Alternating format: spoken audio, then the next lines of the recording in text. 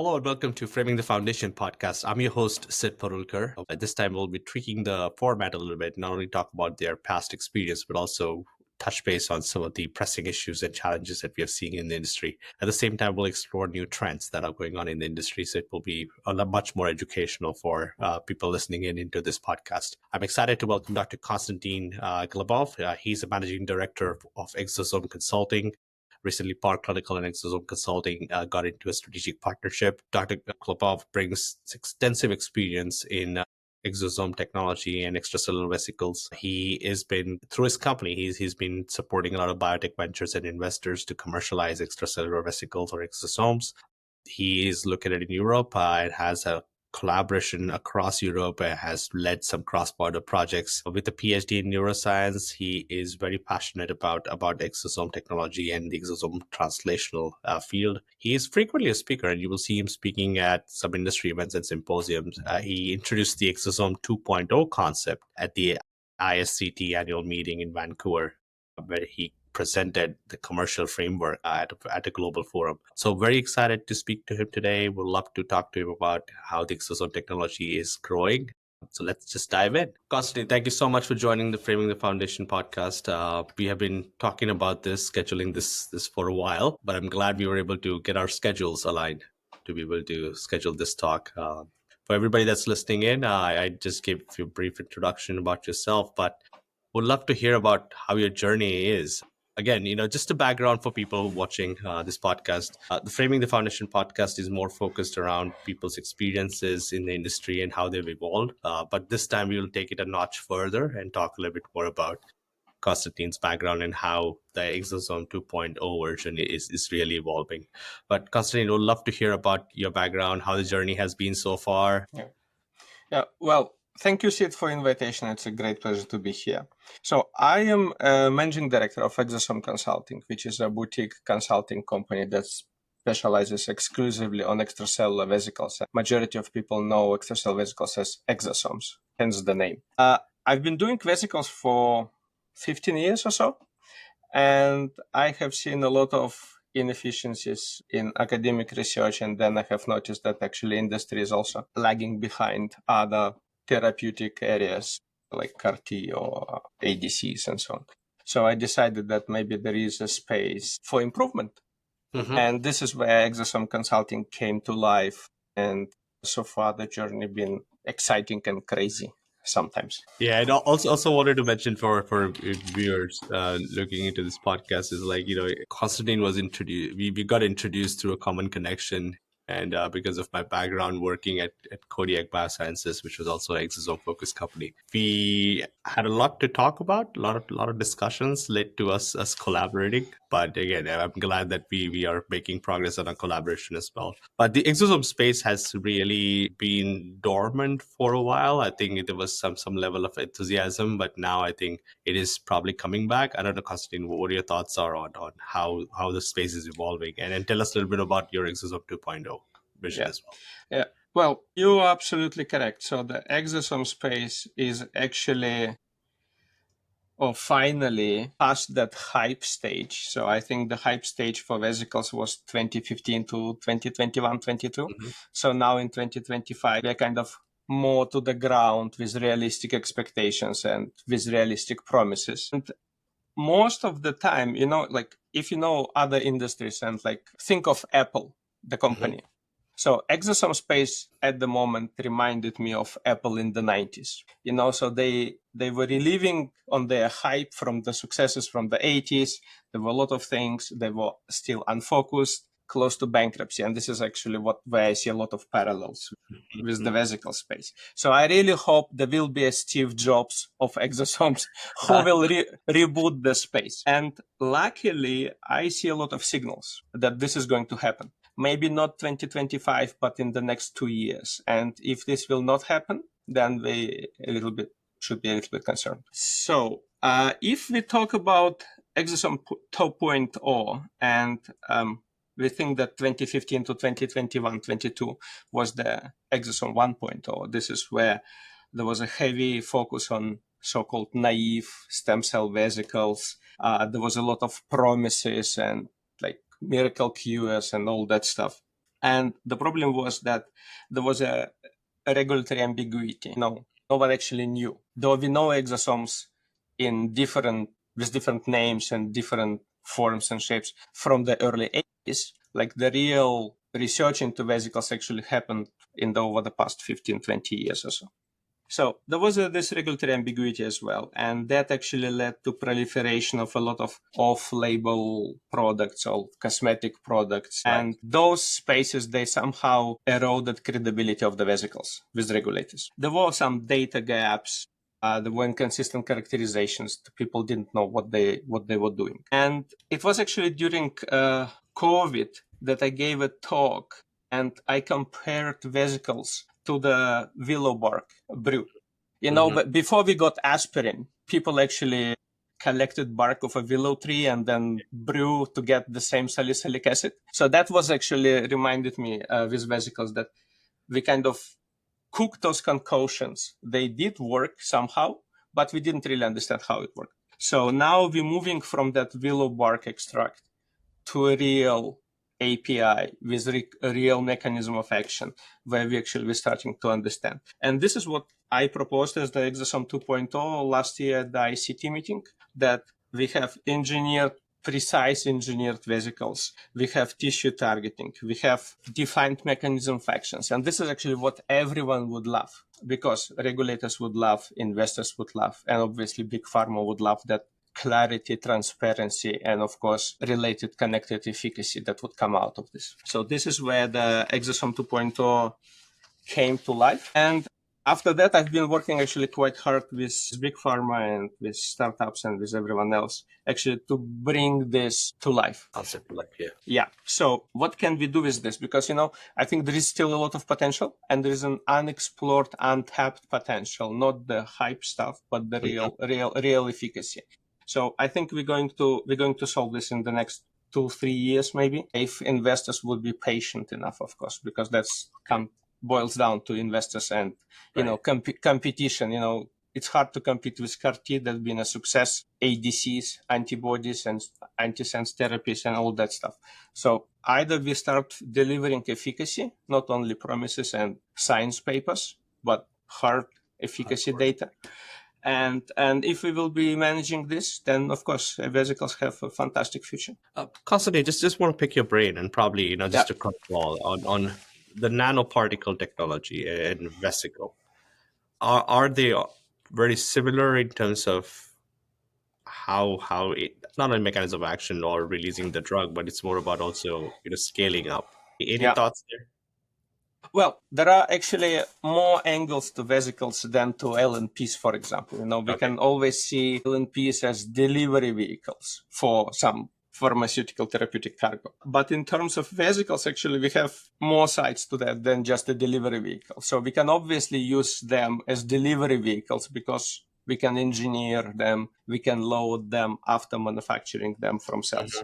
But at the same time, if we're using engineered vesicles from, I don't know, stem cells or from other cell sources, they actually carry intrinsic functional cargo. And this actually what could provide additional benefits. So actually, I see a lot of differentiating factors from LNPs. So one can say that they can be seen as LNP 2.0, but I think they're way more than that. They're better than that. They're safer than that. They allow a lot of flexibility. And of course, if you will crack how to generate a cell that would produce your biologics and will package them into vesicles, you will have a fantastic CMC and manufacturing as well. Because you have only to engineer cell will be more or less stable, and it will produce constant flow of those vesicles. And with LNP, yes, you can manufacture them, you can precisely engineer them, but they have all the drawbacks. And we have seen this over the years, that toxicity, for example, is an issue. And this we should not have with vesicles. So yeah, I see they as the next generation of delivery mechanisms, vehicles. Yeah. But I believe they are way more than that. Okay, that's interesting. Just love to get your thoughts. So 5B2, I think a lot of formulation changes to an existing drug that is losing its patent. I think generics are also moving in that direction. Any thoughts there on the synergies between vesicles and how it could be implemented in 505(b)(2) kind of applications? Sorry, the connection was not so good. I couldn't Sorry, hear. in terms of like 505(b)(2) regulatory pathway. So repurposing drugs, do you see a potential there for vesicles as well? Because I was working for a company probably 8-9 years ago, and dexamethasone was being encapsulated in a vesicle and delivered. So that's where the question is coming from. Like, do you see synergies there? It's a very good question.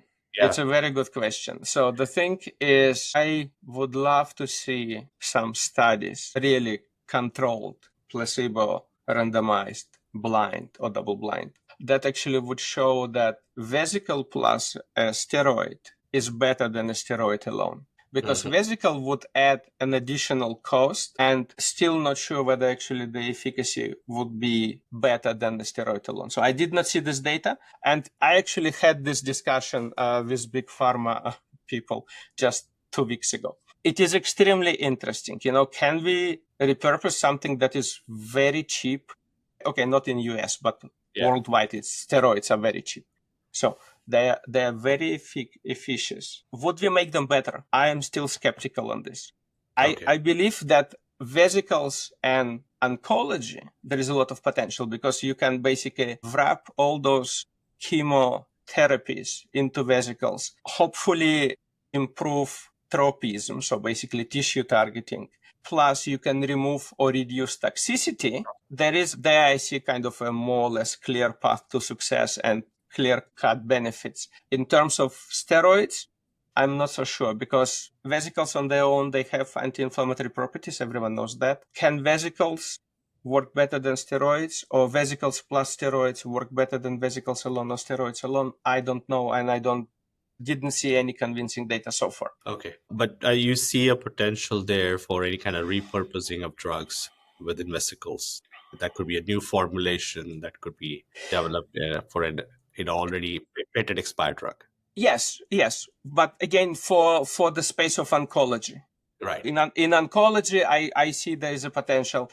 In CNS, so in neurology, there could be also potential. But in terms of inflammatory diseases and vesicles plus steroids, I'm a little bit skeptical, because again, maybe even scientifically it will be good, but then the question is commercial. Would actually the benefit justify the additional cost of vesicles? So we should not forget, and this is actually what a lot of people in academia forget, that despite good science, your discovery should actually be able to make money. And if it's not going to make money, then it should probably stay as a science. Yeah. That's a great point. Yeah, I think that is so well said, because we have seen this over and over, that great science moves into clinic, but scalability is always an issue, right? And it boils down to the production cost. How much it's going to cost to really make this. We have seen this in a few companies that I've worked in the past, and we have spoken about it offline as well. But you see a huge opportunity here, right, in terms of vesicles. Yes. And from a timing perspective, do you think now is a good time for companies to start thinking and moving in this direction? I believe so. The climate, though, is a little bit hostile at the moment, so it's very difficult to raise money. Our clients manage somehow, but I know a lot of companies who actually did not meet their fundraising goals and were unable to fundraise at all sometimes. So it's very difficult. But again, it's because we still have those pains from the Exosome 1.0. So from all the overpromises and under-deliveries in the past. But investors actually should, there were decisions made, maybe people lost money, maybe something did not work out. But we learned so much, even from those mistakes and those failures, that now is actually a perfect chance to enter again and to start working focused, precise, with determination and with a long-term vision. But again, on the projects that make not only scientific sense, but also commercial sense. Yeah, absolutely. Yeah, that's well said. Konstantin, just want to understand, like, what are some of the previous failures that you've seen with Exosome that you feel should be corrected right now? First, we have to really, we're not going to name names, of course, but if you look at the space before, heavily focused on those unmodified naive vesicles. So, and they do work. sometimes, but it's very difficult to manufacture them consistently, because in manufacturing, when we do quality control, we mostly focus on size distributions and zeta potentials and maybe some kind of key target therapeutic molecules composition there and so on and so on. But that is not enough. So what we really need to have is validated efficacy and potency assays that actually are integrated into the manufacturing. And so far, actually, I did not see that very highly implemented or deeply implemented by many companies. So we just produce, it kind of works, and then it goes to clinical trial, either FDA approved or the IRB approved. And then it actually doesn't work as good as it should be. And the question is why? The reason is because we didn't know the API. We didn't know the exact mechanism of action. And when we did not know that, we cannot control the CMC and manufacturing. So that is where the issue was, because we did not know enough about them. And this is where the failure came. And then investors, of course, lost a lot of money. They got upset and disillusioned with vesicles. And they went to other places where actually you have more clear-cut returns, like CAR-Ts, ADCs, and all the other things. So we need to move forward and focus on explaining to every stakeholder, either regulator or investor, actually what your vesicle is doing, how is it doing, and how I can ensure that during my manufacturing, scaled up manufacturing, I can manufacture vesicles with exactly the same efficacy and exactly the same potency, and obviously the same API present all the time. So this is where we failed before, because we used a lot of MSCs from various sources, and of course we all know that people all different, so there is a genetic variability, so sources will affect your final product. And even if you are kind of sure that you have a good solid donor for your cells, there is this clonal competition when you grow cells. So particular subcellular populations can outcompete and actually shift your composition slightly, but that might actually have a tremendous effect on your potency and efficacy. So this is what I see as the mistake. From a scientific point or from a startup point. There were also actually mistakes from investors' point. And I have presented this data in Vancouver last year, that actually when I looked at vesicle companies and compared them to biotech startups in general, it looks like that actually vesicles company were heavily underfunded, by a factor of 5. Okay. So there is, actually, we might say, okay, science was not there exactly how we needed it to be. But at the same time, those companies were underfunded. They did not have enough money. I'm not talking about those superstars that are few in the space, but we're talking about kind of a broader area.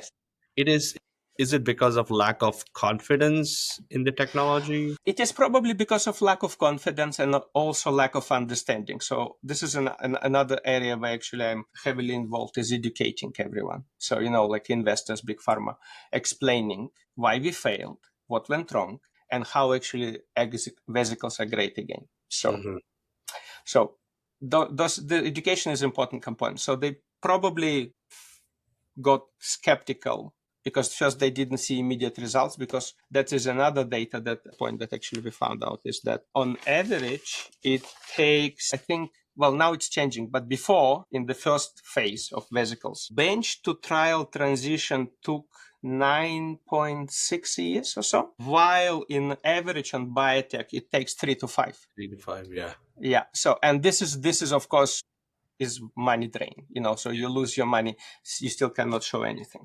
Any reason why it's taking longer? It took longer. I hope now it's not going to take so long, because everyone got a little bit more understanding. Regulators actually got clear understanding of what, and this will change. So this is why 2.0 is so important, that we will have a renaissance. That's great. So, but do you see a focus or interest more from large pharma, or do you also see a potential for small biotechs to also take this on? Well, you cannot, as a startup, as a vesicle startup, you cannot succeed without big pharma, because at the end, big pharma is your ultimate buyer, who will buy your program, who will license it, and will help you to bring it to the market, because they are the ones who got not only required capital, but expertise to bring those drugs to the market. So you cannot survive. For big pharma, it's a little bit difficult because there's so much noise and they're still interested. So I still get inquiries. We still actually work. We have projects with big pharma, but they are cautious now. So they're very cautious. So I know that before we were discussing those kind of, checks like in a million range upfront. So now we talk about hundreds of thousands upfront. So it's a big decline. So they're more cautious and they want to see data. They don't want to see your papers. They don't want to see your decks. They want to see reproducibility, efficacy, and safety. And in majority of cases, actually safety is there. So I'm not aware of any clinical trial where vesicle-based therapeutic actually failed phase 1 because of safety, inherent safety. So there might be some issues with manufacturing and then safety, but the vesicle itself, I'm not so aware and never heard of this. So I think the key issue is efficacy and reproducibility. So do you see like a specific therapy area that could be focused more? Because I think vesicles moved from focus on oncology to getting into the dermatology space. But is there a specific area that you feel has higher potential of really adding value using vesicles? Yeah, absolutely. So first is definitely regenerative dermatology. So this is area where we are also heavily involved. This is actually where you will see faster returns and fantastic results. So we just recently finished actually a trial on 20 patients, 20 subjects, not patients, in the regenerative dermatology space. We got hard numbers from those people and the results are very promising. So you can definitely get fantastic results and you can get fantastic returns as well, as we all know about that space and key players in that space. Another area I would love to see progress is CNS, so neurology. I believe vesicles can do a lot of good there. We still have some issues with BBB and delivery, but I hope we will solve this very soon. I have seen some encouraging data in that area. And another area that I would love to have is actually respiratory because of the mode of administration. So if you will be able to solve this efficacy and your vesicles will be stable when you will do the inhalation to administer them to the lungs, that's a fantastic space to be in, because there's a lot of interest. And potentially GI as well. Okay. And heart, cardiology as well. So there's some interesting developments in cardiology. Yeah, I think when I was working in this space a couple of years ago, I think it was all oncology focused. And eventually, I think dermatology kind of took the lead in being the area where vesicles could be really add value.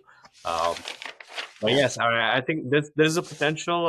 Again, for the audience, I think Smart Clinical and Exosome Consulting, we collaborated so that Exosome Consulting can provide guidance in terms of early clinical development, and then we can come in to help take these assets into clinic and drive the clinical studies. So it's been a great collaboration. Constantly, we continue to evolve every day. So this has been a great conversation. Anything else that you want to add about what your experience has been so far?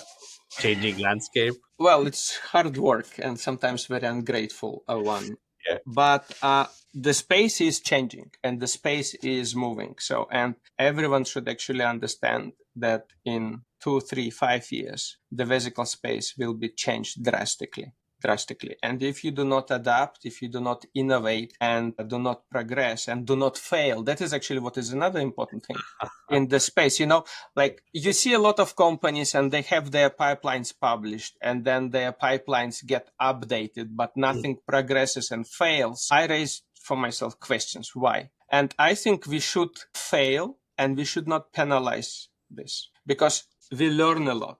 And if you progress and fail, you stand up and you do something new and something again, then you will succeed. So this is what we don't have in this space, unfortunately. So let's progress, let's innovate, let's fail, and let's do it again. This is how we can bring the space and regain the credibility, regain confidence from investors, and again, invoke interest from big pharma because they are the ultimate buyers for all those products. So this is very, very interesting and very difficult, but it's very, very rewarding, I can tell you. Our collaboration with you, I think it would be very fantastic opportunity for everyone, not only startups, but actually for big pharma and investors as well.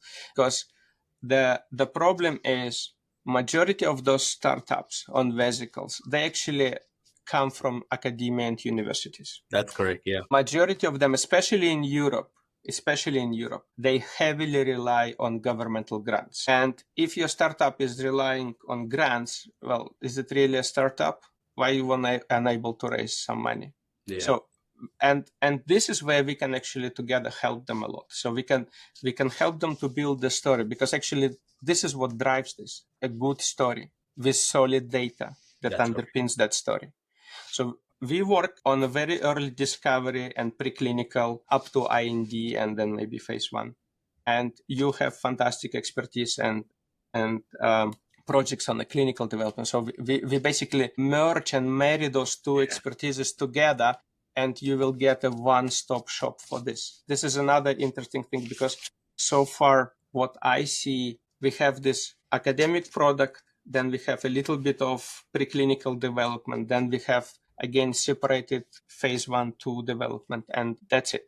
But with this partnership, I hope we will be able to offer something unique, right, with a lot of insights. And as a one-stop, I think it would be fantastic, because you will get the same people to work with you on the journey. Absolutely. I'm looking forward to, we have a few things that are in discussion, so which is great. Yeah.